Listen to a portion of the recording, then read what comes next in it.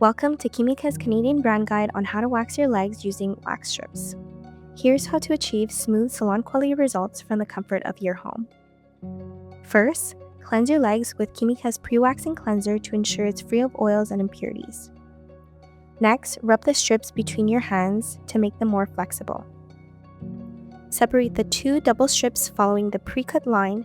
Take one and carefully peel the strips apart using the outward rounded tabs. Smooth the strip over the skin in the direction of the hair growth. Quickly remove the strip in the opposite direction of hair growth while keeping the skin firm to minimize discomfort. Repeat the process on the other areas of your legs.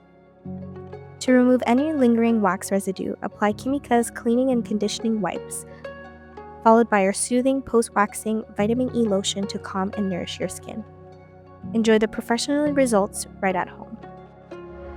For more tips and products, visit our website and follow us on social media. Happy waxing!